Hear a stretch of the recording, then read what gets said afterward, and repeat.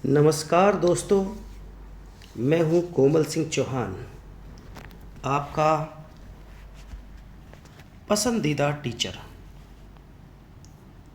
जैसे कि जानते हैं कि हम एसएससी और वनडे एग्ज़ाम के लिए अपने हिस्ट्री के चैप्टर को तैयार कर रहे हैं। तो इसी तरह से हम खेलते कूदते और अपने इस एंटरटेनिंग करते हुए टॉपिक को डिस्कस करते रहेंगे। तो चलते हैं, शुरू करते हैं। वैदिक काल और उनकी नदियाँ। वैदिक काल में नदियाँ महत्वपूर्ण स्थान रखती थी, उनका महत्वपूर्ण स्थान था। और ये नदियाँ न केवल जल स्रोतों के लिए इम्पोर्टेंट थी, बल्कि ये धार्मिक और संस्कृति, इन सभी के लिए महत्वपूर्ण होती थी। ये इनका आर्थिक जीवन का आधार भी थी। मतलब हम ये कह सकते हैं कि नदियाँ एक महत्वपूर्ण स्थान रखती थी। अब जो वैदिक ग्रंथों में वर्णित नदियाँ हैं, जैसे ऋग्वेद की बात करें और अन्य वैदिक ग्रंथों में इन नदियों का उल्लेख मिलता है, और समय के अनुसार ये भौगोलिक स्थितियों को दर्शाता है। जैसे ये सबसे बड़ी नदी है तो ये सिंधु है, ये सिंधु नदी है। ये नदी, इसका नाम रावी है, नहीं झेलम है। क्या नाम है? झेलम है, झेलम नदी है। दूसरा चेनाब नदी है,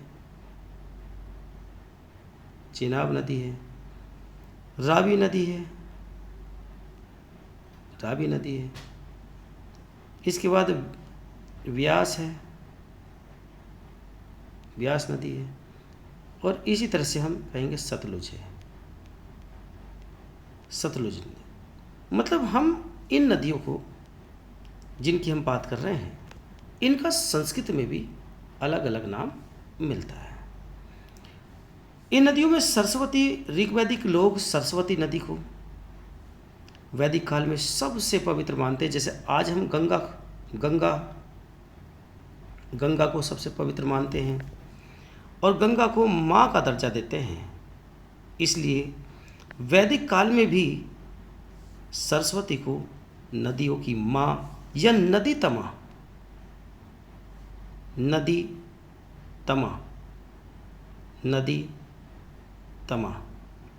मतलब नदियों की माँ के नाम से जानते थे।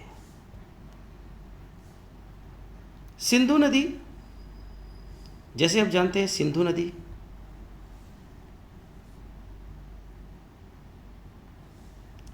नदी वैदिक सभ्यता की एक महत्वपूर्ण नदी थी, और इससे ही भारत का नाम हिंदुस्तान पड़ा। ये शब्द हिंदुस्तान ईरान के लोगों ने दिया। ईरान ने इसको दिया। किसने दिया? ईरान के लोगों ने इसका नाम दिया है। और सिंधु नदी सबसे लंबी नदी थी। सिंधु घाटी सभ्यता, आपको पता है, इसी के नाम पर आई थी। यमुना नदी की चर्चा अगर हम करें, वैदिक काल में धार्मिक दृष्टि से अत्यधिक महत्वपूर्ण थी और गंगा की सहायक नदी थी। लेकिन ऋग्वेद में केवल 2 या 3 बार इसकी चर्चा मिलती है, ज़्यादा नहीं।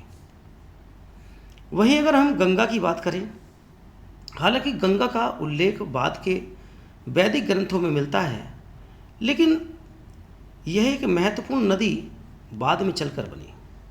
इसलिए ऋग्वेद में इसकी चर्चा केवल एक बार ही मिलती है। कितनी बार मिलती है? केवल एक बार ही चर्चा इसकी मिलती है। दृशदती, आपको पता है दृशदती, मतलब दृशदती नदी का उल्लेख ऋग्वेद में आता है, और यह सरस्वती नदी की सहायक नदी है। जिसे दृश्यदती के नाम से जानते हैं। अन्य नदियों में जैसे पुरुषनी नदी को रावी कहते थे, विपाशा व्यास नदी को कहते थे, सुतुद्री सतलुज नदी को कहते थे आदि इनको कहा जाता था। जैसे कि हम जानते हैं, जैसे झेलम को बितास्ता कहते थे,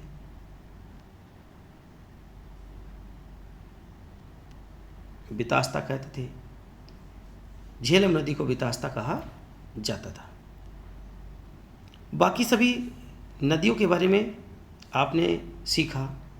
निष्कर्ष हम ये निकालते हैं कि वैदिक नदियाँ उस युग की सभ्यता का केंद्र थी और इनका अध्ययन आज भी ऐतिहासिक और सांस्कृतिक दृष्टि से अत्यंत है।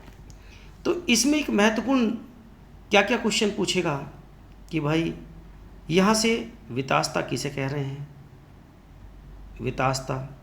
अब आपके लिए इम्पोर्टेंट होमवर्क हुआ, वितास्ता किसे कह रहे हैं, अस्किनी किसे कहते हैं, अस्किनी चिनाब को कहते हैं। जैसे पुरुषनी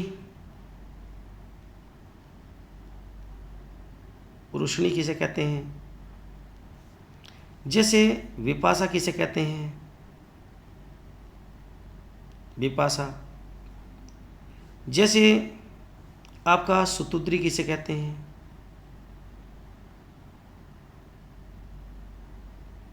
सुतुद्री किसे कहा जाता है। तो यहाँ जैसे वितास्ता झेलम को कहते हैं, अस्कनी चिनाब को कहते हैं, पुरुषनी ये रावी नदी को कहते हैं, विपाशा व्यास नदी को कहते हैं और सुतुद्री ये सतलुज को कहते हैं। इसमें एक महत्वपूर्ण नदी ये आती है जिसका नाम है पुरुषनी।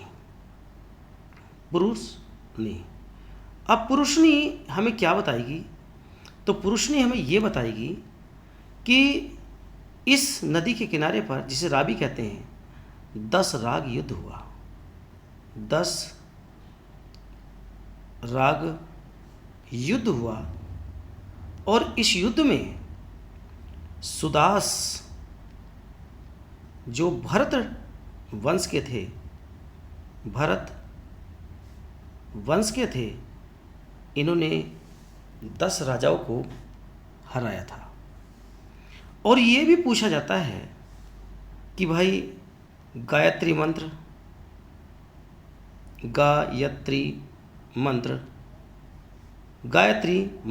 ये आपके लिए क्वेश्चन है कि गायत्री मंत्र किसने लिखा और किस देवता के लिए है, और ये ऋग्वेद के किस मंडल में है, ये आपके लिए क्वेश्चन होगा। इसी के साथ बच्चों हम अपने इस लेक्चर को समाप्त करते हैं और मिलते हैं कल फिर एक नए लेक्चर के साथ। और नेक्स्ट हमारा टॉपिक होगा महाजनपद। इसी के साथ बच्चों एंजॉय करते रहिए, इसको पढ़ते रहिए और शेयर करते रहिए और चैनल को सब्सक्राइब करिए। Thank you.